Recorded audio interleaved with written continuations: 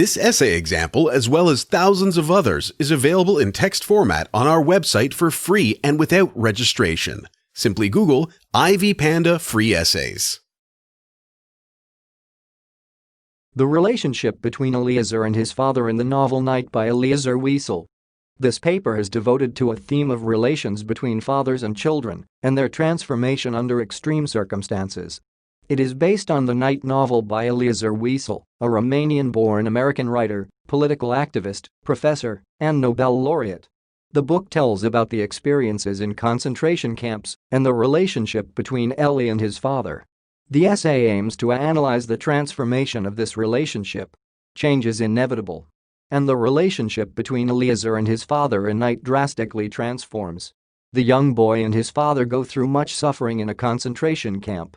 Their experience at the concentration camp changes the relationship between son and father, and the despicable treatment by the Nazis helps Eliezer and his father develop a strong connection. As the beginning of Night, Elie and his father's relationship is not very good. It does not reflect a healthy connection between a father and a son. Eliezer even thinks that his father cares for other people more than his family. He was more concerned with others than with his own family.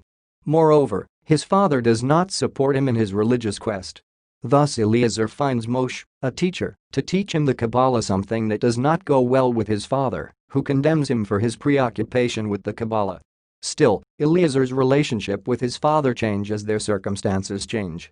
Once the two are taken to a concentration camp along with many others, their relationship begins to become close. The reason for the change is the loss of the rest of their family members, and they are only left with each other. The horrendous days and the cruel treatment they receive at Camp Auschwitz bring them closer as they learn to depend on one another for their mere survival. The relationship of Elie Wiesel and his father improves drastically. They develop a close connection and support one another as they go through hard times in the camp. For example, while at the camp after his father is deemed too weak to work and taken to the site of those to go the crematorium, Eliezer runs to him, and in the confusion that ensues, both slip back to the safe side. Furthermore, his father learns to value his son and show him affection as he tells his son not to worry and go to sleep. This is seen in the following quote: "Don't be afraid, son. Sleep, L'll look after you myself." Eliezer has learned to depend on his father and will do anything to keep him by his side. He even prays to God despite his loss of faith in a God who seems quiet amid their suffering. The prisoners are going through in the camp for the strength never to leave his father as he had sons do to their fathers.